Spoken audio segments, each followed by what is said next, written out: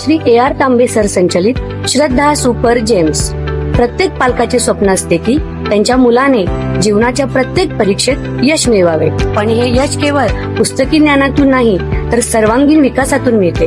तुमच्या मुलाच्या उज्ज्वल भविष्याचा पाया रचण्यासाठी वचनबद्ध आहे श्री AR तांबे सर संचलित श्रद्धा सुपर जेम्स, जिथे स्पोर्ट्स, आर्ट अँड स्किल आधारित प्रोग्रामच्या माध्यमातून आम्ही तुमच्या मुलाला कॉन्फिडंट, क्रिएटिव्ह आणि वेल राऊंडेड इंडिव्हिज्युअल्स म्हणून घडवतो. तर तुमच्या मुलांच्या स्वप्नांना पंख देण्यासाठी आणि प्रवेशासाठी आजच भेट द्या. आमचा पत्ता यशोलक्ष्मी नगर रोड, कोल्हापूर नाका, इचलकरंजी. संपर्क 8600826700.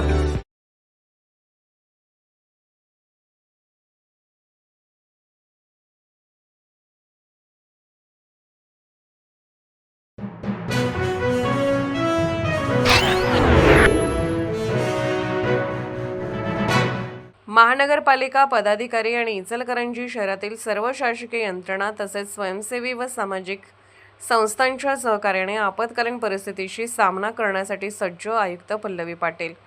कोल्हापूर जिल्ह्यासह इचलकरंजी शहरामध्ये आलेल्या मागील काही वर्षाच्या महापुराच्या पार्श्वभूमीवर शासन निर्देशानुसार संभाव्य महापुराचा व अतिवृष्टीचा सामना करण्यासाठी शहरातील महसूल, पोलीस, पाटबंधारे विभाग, विद्युत वितरण कंपनी, BSNL, सार्वजनिक आरोग्य विभाग, पशुसंवर्धन विभाग या सर्व शासकीय विभागांचे आपत्कालीन यंत्रणा सुसज्ज ठेवण्याच्या सूचना आयुक्त पल्लवी पाटील यांनी दिल्या.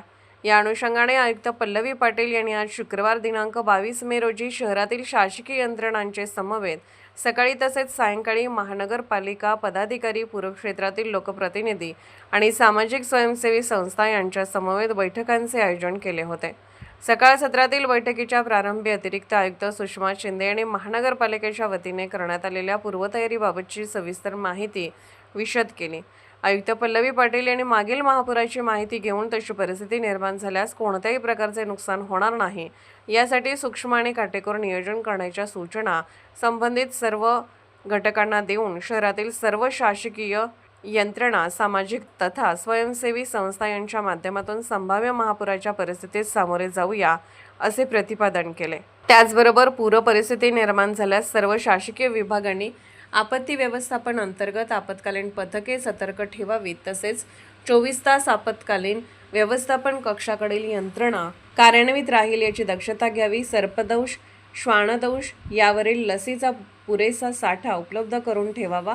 औषध फवारणी, फॉगिंग यासाठी आवश्यक असलेला केमिकलचा साठा पुरेसा उपलब्ध करून ठेवावा अशा महत्त्वपूर्ण सूचना देऊन सर्व शासकीय यंत्रणांनी एकमेकांशी समन्वय साधून काम करावे.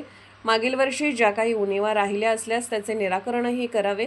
तात्काळ समन्वय साधण्यासाठी सर्व शासकीय अधिकारी यांचा व्हॉट्सअप ग्रुप तयार करावा आणि आपत्कालीन परिस्थितीत हे माझे काम नाही असे न म्हणता तात्काळ संबंधितांशी संपर्क करून कामकाज करावे अशा सूचना आयुक्त पल्लवी पाटील यांनी सर्व शासकीय यंत्रणांना दिल्या. सायंकाळी उपमहापौर अनिल ढाळे आणि स्थायी समिती सभापती सतीश मुळीक यांच्या उपस्थितीत पदाधिकारी, पूर क्षेत्रातील लोकप्रतिनिधी आणि सामाजिक स्वयंसेवी संस्था यांच्या समवेत झालेल्या बैठकीत पूर क्षेत्रातील लोकप्रतिनिधींनी पूरपरिस्थितीच्या पार्श्वभूमीवर विविध सूचना केल्या. यामध्ये प्रामुख्याने नगरसेवक योगेश पाटील, नगरसेवक सचिन राणे, माजी उपनगराध्यक्ष बाळासाहेब कलागते, राजू पुजारी, अमृत भोसले, प्रमोद बचाटे आदींनी सहभाग घेतला.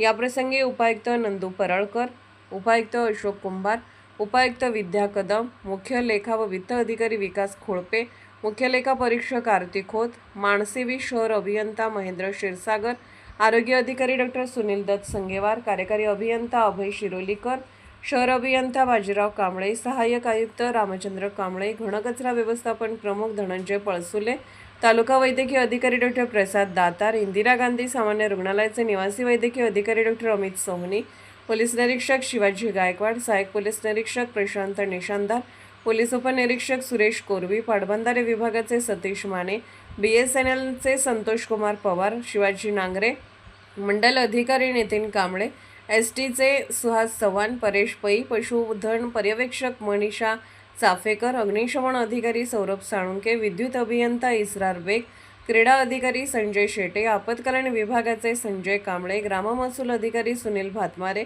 अधीक्षक शीतल पाटील, भांडार अधीक्षक सुजाता दाभोळे, संगणक विभाग प्रमुख अजय जाधव व उद्यान पर्यवेक्षक अनिकेत शिलेदार आदींसह महानगरपालिका प्रशासनास आपत्कालीन परिस्थितीत सहकार्य करत असलेल्या विविध सामाजिक स्वयंसेवी संस्थांचे पदाधिकारी उपस्थित होते.